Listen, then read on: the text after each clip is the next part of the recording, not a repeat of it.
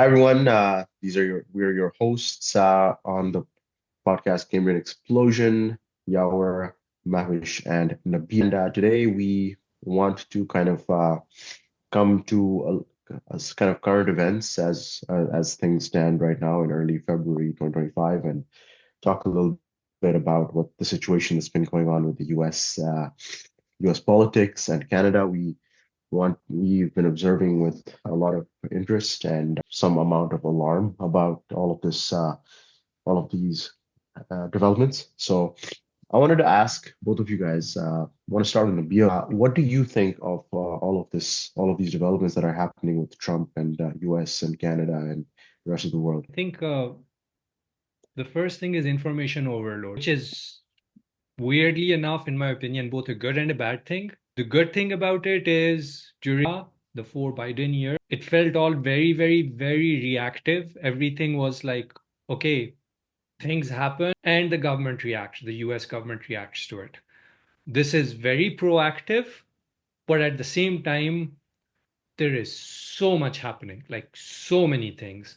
And it's really hard to track what is just Trump being bombastic and just give testing waters or checking out some ideas, and what he really wants to actually do, what are his actual policy statements. Let me give you a little example from the Gaza issue.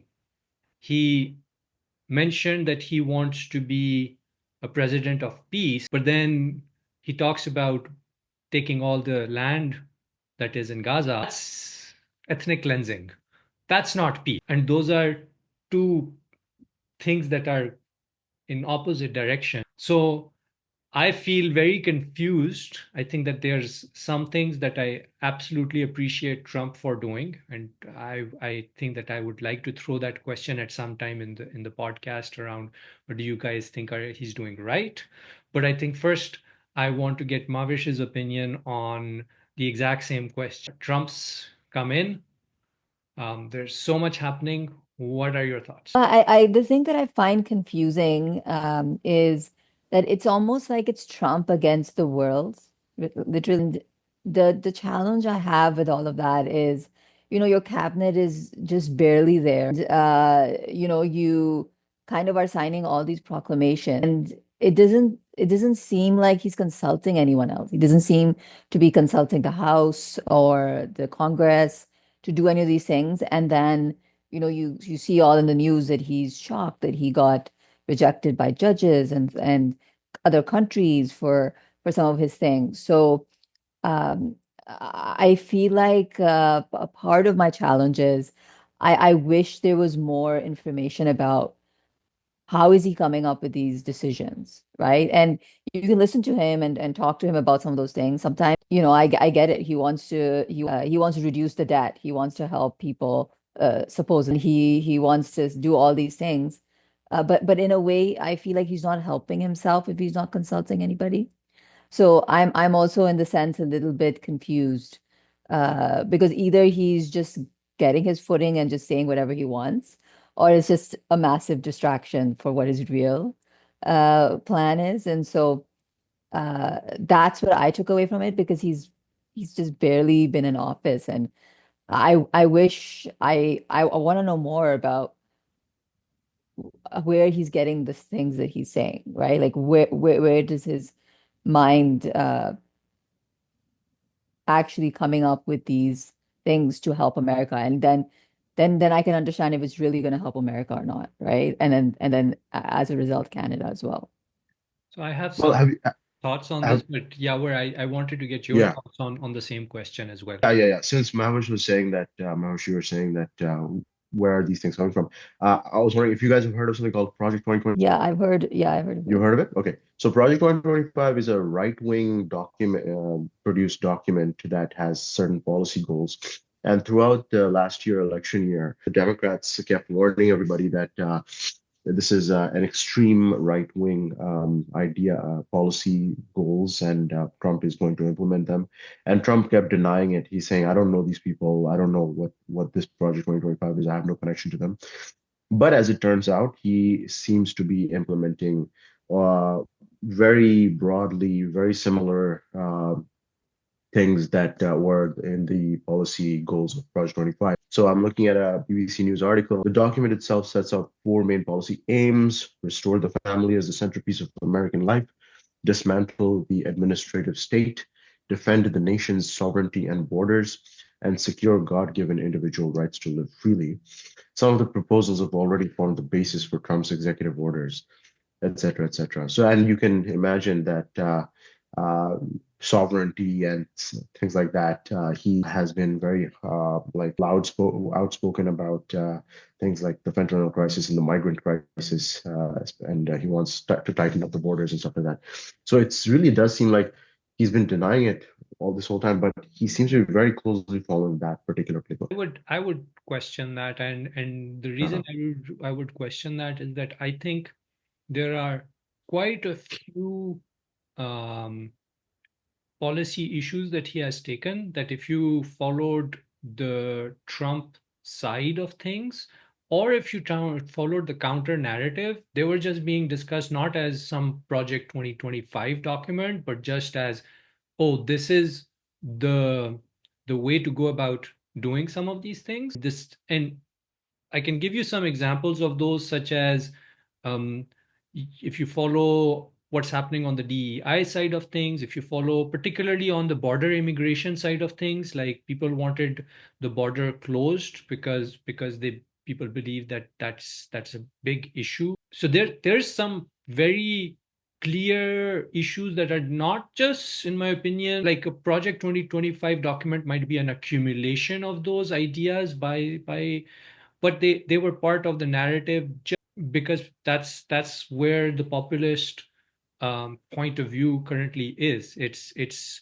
how people view the state of affair in the nation. And this is despite the fact that on some of those issues, the media itself has played a role where it is pushing one narrative, and people just don't believe the media, so they start want to see a different narrative. I feel the media in the past 50 20 odd years, 15 20 odd years, has really lost, mainstream media has lost credibility. I do have the Telecommunication Act that they passed under Bill Clinton as the main culprit around that, because you can watch TV right now and you can see like 50 channels having the exact same talking point, and when people start seeing that, they go like, this is all bought and paid for. They don't believe in the media anymore. So I think that this is a more structural issue. I'm not saying Yeah, it. but Nabil, you're saying that all of these media outlets are saying the same talking points, and it makes you very suspicious, and it makes the public very suspicious of them that they've been bought and paid for. But when Trump has the same talking points as the Project 2025 document, you're thinking that might not be a causation there, but it's just like a coincidence. um, For example, the another quote from the article: the document labels the FBI a bloated, arrogant, increasingly lawless again, organization. just look at the date on it, 2025. I'm telling you that Yeah. these issues have been part of the discussion on that side way before 2025. I'm not saying that what has come first, the document or these issues. I'm saying these issues have come first.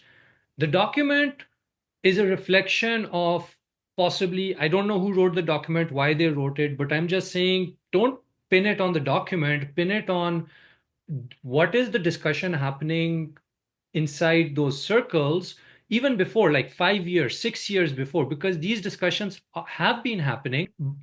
Part of the issue almost is that by shutting out counter narrative, these bubbles start forming, which the incel movement is a great example of it. There's no counter narrative around allowed on that, so there's an incel movement that has formed, and it's a bubble. And if you go deep into the internet and you go find it, you will find there's a lot of people involved in that who have hatred, and they need to be talked to. They need to be talked out of it. I'm not saying they're in the right place. I'm just telling you that they are, some of these things are already exist, and a document like that is But an effect of it, not no, the I cause. think you have a great point, but I'll just counter that with saying, when you're on YouTube and you're looking for a specific media outlet to gain your information, if you are against Trump, you're going to go to the channels that are against Trump. Well, I And would. and then if you're with Trump and you want to talk about how great he is, you're going to go to social and to the YouTubers that talk about that. Then One level beyond that, if I may say no, that. no, I know. So I'm just making the point, getting beyond that and saying, I think what Trump is doing is he's looking at where these people are that are actually with him, that are part of his quote cult, and he's trying to look at all these issues that Nabil you're pointing out to that were there before the document, as you pointed out, and he's just trying to cater to what they want, right? Because if he keeps repeating the same narrative, which he Which is does, absolutely true. And the thing is, the reason behind this is because at the end of the day, another way of looking at it is that I'm super disappointed with Trudeau. I voted for I couldn't vote at that time, so I didn't vote. But the first time that Trudeau was getting elected, if I could have voted, I would have voted for him. Coming in as an immigrant, I saw what he promised to do, and then when I looked at what he actually ended up delivering, none of his promises were fulfilled. And I'm not in the Trudeau camp. I do not care to vote for him. I do not care for the Liberal Party because the Liberal Party also is the same. Look at the flip side of it. Trump just got elected massively, 70%, 60%, 70% of the voting base, voted for him. What he's Well, doing hang is on a that second. there's He a he had a he had a pretty narrow margin of victory in the popular vote, right? I yeah, wouldn't I say think once 70%, they, 60%. yeah, like It's once it's they, it's very it's much closer to 50-50, I would say. yeah, Trump is once up they by a tallied hair, up by a everything, they found the popular vote hair. was quite close. Yeah, The point at the end of the day still remains that he got, in terms of the electoral, not the popular side, he has uh, a more edge on the Democrats. He's got the votes, and he is making a move to show got those votes based on some populist opinion, and he's making a move to say, "Hey, look, I said I would do this. I'm doing this. I'm doing this." Some of those things he's not doing right. He's Some of those things he's But potentially, he in but my he's still opinion, counting are it as a good win. things. Sorry? Yeah. Sorry, I was gonna say, but he's still counting them as wins. Because I Well, think you're right in the sense that what I think he's doing is if he does it, whether it goes through or not, or a judge declines it or not, he can blame it on the Democrats. And that's he can exactly say it. at It's a least, win-win situation for him. yeah, because he can say, at least I did it. he'll I told you I he'll would blame do it it. on the he'll blame it on the deep state. Deep state. The Yeah. deep state is the enemy that drained the swamp, right? These judges and the bureaucrats that's in exactly it. government are all against him. I mean, to the point where some of the moves that he's making, for example, what he's done with U.S. aid is basically because U.S. aid represents the deep state. It is part of that, in Mhm. his opinion. That's one of the reasons it's getting dismantled. There's a bunch of organizations getting dismantled because Trump has a vendetta against the deep state, and if it fails, he's going to keep blaming the deep state for it. So I'm agreed with you on Yawer completely. Well, okay, sure, he's kind of like playing to his base and stuff like that. But at the end of the day, is he really though? Because like, wouldn't his base in like rural America or conservative states be hurt by these tariffs as well? Like, if goods were more expensive, the prices are going to shoot up, and ordinary Americans are going to pay the price. And he's pursuing policies and topics which have nothing to do with what the U.S. Well, the public elected him solution to for. that is he's going to blame Biden, and he's going to blame even Obama at some point. He's done that. So, Yeah, yeah.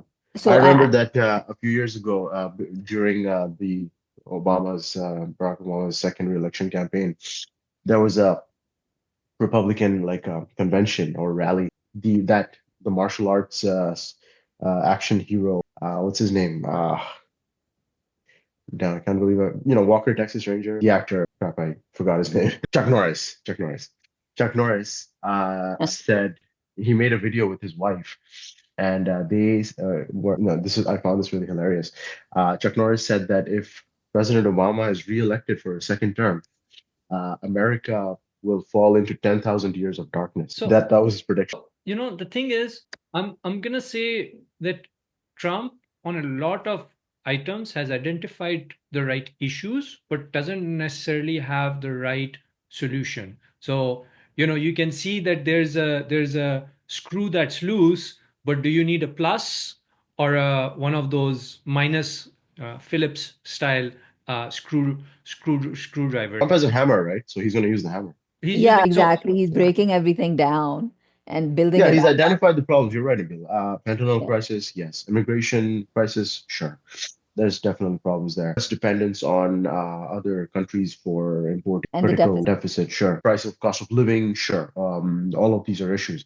But again, as you said, if you keep hammering away at these issues, you can just make them worse, right? We don't know that. You don't know That's the one of thing, those right? things You, could. you you don't know because inaction Yeah. also is so I feel part of the issue why the Democrats lost and it is very much because they were of the status quo party. They were the inaction Mhm. party. They didn't do enough. They were too reactive.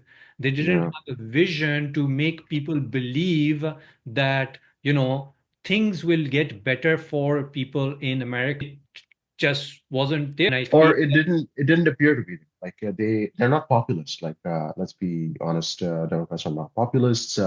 They don't market and bullshit their way through, public events, and they don't like try to appeal to broad swathes of population. They try to get work through policy and government and stuff like that.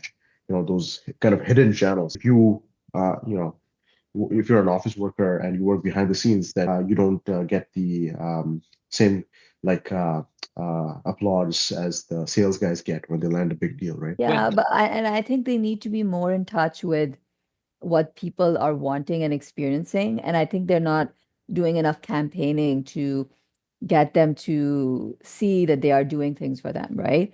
So Trump can make a lot of mistakes, but at the same time, people will still say he did all these other things. So although it seems like, for example, today at the time of this recording, he's putting 25% tariffs on aluminum and steel for everybody around the world, Around right? the He world, wants to yeah. remove the $1 trillion deficit in America.